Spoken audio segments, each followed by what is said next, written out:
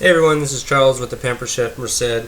Here I'm going to show you guys on this video how to make some really good baked Parmesan chicken.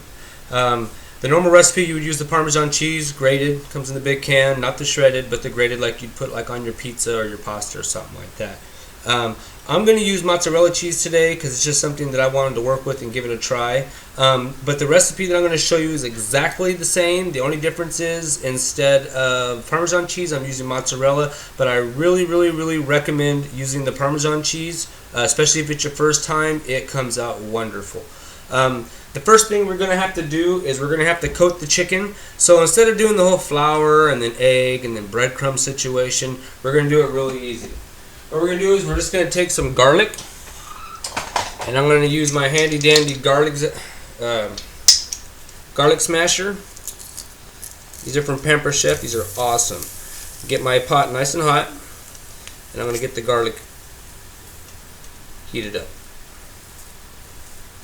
Really simple ingredients, really simple process. I mean, hardly any mess at all. It actually only takes about 30 minutes to cook in the oven, depending on the size of your chicken, of course. I like to use chicken thighs, which is what I'm going to use in this recipe. Of course, if you have really thick chicken breasts, then you might want to maybe cook it a little bit longer. But if you're going to do what I'm doing today, 30 minutes, you figure about 10 minutes prep time, about 30 minutes cook time, 45 minutes, it's on the table ready to go. So what I did is I just took 2 garlic cloves. I'm only going to make a couple of the chicken thighs since I'm just kind of experimenting with it. But it's really basic and really easy. So the more you have to do, I'm sure you'll be able to figure out, everything how you do.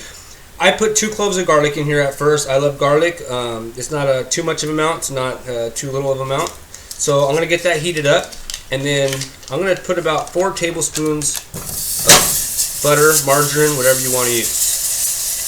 I usually get it pretty hot, and then I get the garlic going on in there, and then what I do is I take it off so that way your butter doesn't get dark and doesn't get burnt, and just take it off of the heat and just kind of move it around.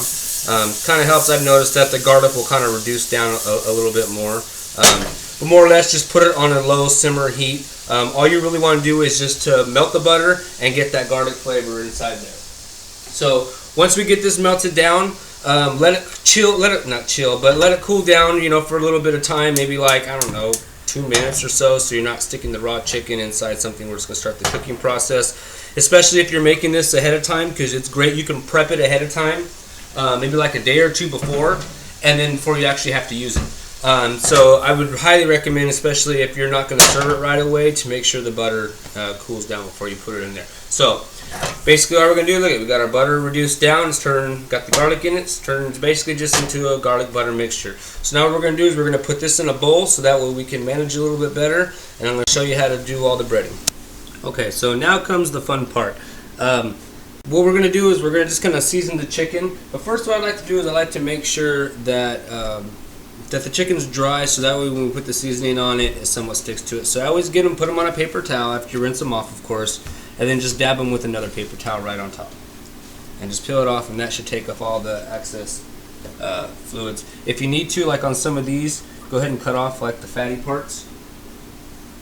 A lot of it's going to just be the flavor anyway, so no harm, no foul. Just sometimes I know some people don't like to have all the little fatty pieces on there.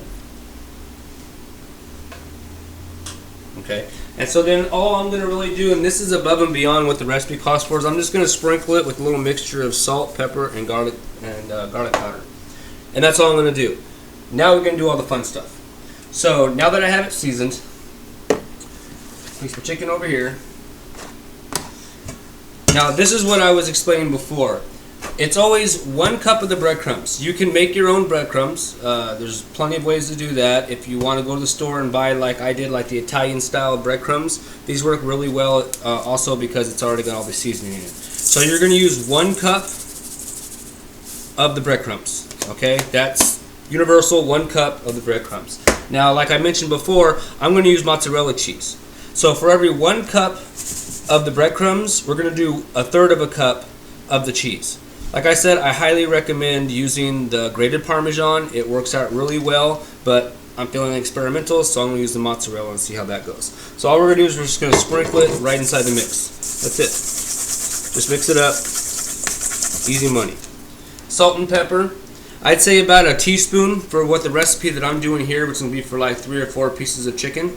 But of course, it's up to you. If you like more pepper, less salt, more salt, less pepper, it's completely up to you. You can season it to taste, but this is the basic. So that's all we got. We got 1 cup of breadcrumbs. We got 1/3 of a cup of whatever kind of cheese you want, but it has to be grated. You can't have the shredded kind that are really long, because then it's not going to form well. It's not going to mix well with the. You want something that has the same type of texture as the breadcrumbs are. So that's it. That's all we're going to do.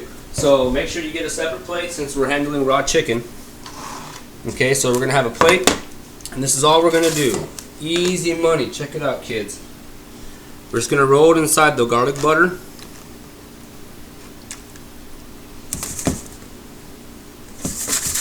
And then we're just going to roll inside the breadcrumbs.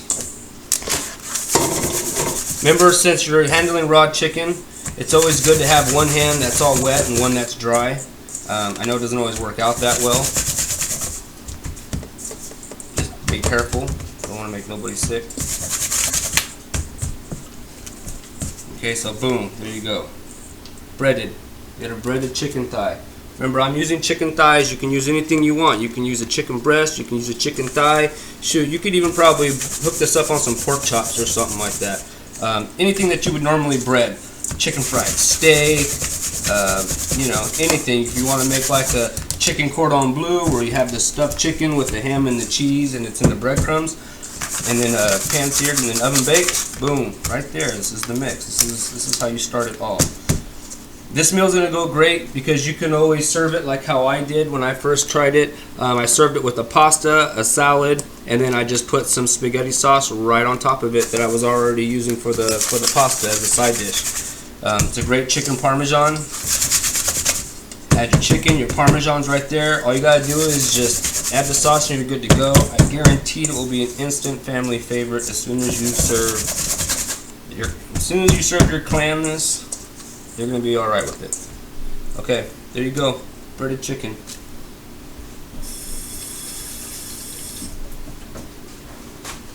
So now what we're going to do is we're going to take this chicken and we're going to bake it. We don't have to put it in a pan and fry it. We don't have to brown it or anything else like that. We're just going to simply put it put it in a baking sheet and throw it in the oven. We're going to bake it for 350 degrees for 30 minutes for the chicken thighs, because remember, chicken thighs are smaller. Like if you have a chicken breast, I'd probably turn the temperature down a notch and then increase the time a little bit since it has more thickness to cook through. So we're going to go ahead and throw this in the oven and let you see how it comes out. Okay, now we got time to put it in the oven. You can put it in a regular conventional oven. If you have a conventional oven, that works even good. I'm going to use this little, I got this as a birthday gift a while back, and I really enjoy using this. It's like one of the countertop ovens where it just blows all the heat down. So I'm going to go ahead and do that, plus it allows me to kind of watch my chicken as I'm doing it. So first thing you want to do is you always want to make sure you spray whatever you're doing. If you're doing this in a regular oven, that's perfectly fine. It's going to come out the exact same way. If you like to have it maybe a little crispy on the bottom, good thing to do is maybe get like one of those metal like little racks that sit like maybe this tall from the pan, so it just doesn't touch the bottom. But however you want to do it, it's perfectly fine. So all we're going to do right now is make sure we spray a little bit non-stick, no stickies. And we're just going to place our chicken down. If you also have one of these things, I'd recommend doing it on the lower part, not sitting it up high, because the higher it is, the closer it is to the heating element, so you don't want to burn the top of it. And as you can see, actually with the magic of video, I didn't do this straight right away. This was actually sitting in the refrigerator for probably about 2 hours before I actually got around to doing it. So you can see the breading holds perfectly, it holds really nice. So we're just going to throw it in there. And that's it. We're going to set it and we're going to forget it. Even though it's not what we're using, that's what we're going to do. What I like to do when I use this little contraption is, since it's 30-minute cooking time at 350 degrees, I'll set it for 15 minutes, and when it goes ding, I'll come over and I'll flip the chicken. You can do the same thing in the oven. In fact, I recommend it. Halfway through, maybe go through, pull it out, switch everything, flip everything over so that way both sides come out just crispy and whatnot. So we're going to let that sit for about 30 minutes, and we're going to see how dinner turns out. Okay, so now we have the moment of truth. And we're going to see exactly how this all worked out. Looks wonderful. Looks perfect. Looks beautiful. Looks ready to eat.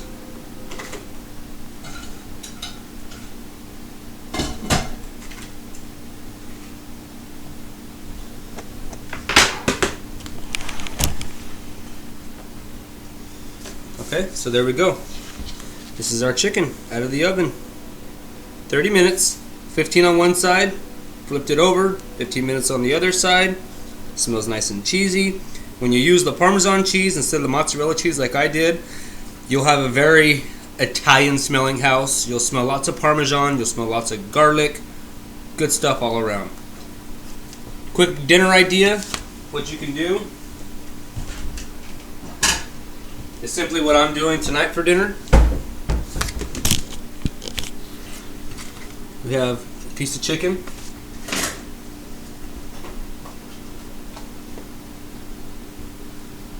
Got some homemade baked beans with some chopped onions and brown sugar and mustard and a little bit of honey, all that good stuff up in there.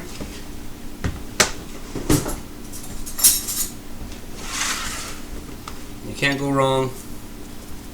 Mashed potatoes. Mashed potatoes. It'd probably go good if you had like maybe some type of gravy, beef gravy, of course with potatoes. Chicken gravy works great with it too. Great dinner idea, really easy. Like I said, about 10 minutes prep time, 30 minutes cooking. That's 40 minutes with the 5 minutes it takes you to plate everything and put it on the table. In 45 minutes, your crew can be eating dinner. Pamper Chef Brissett, come get you some.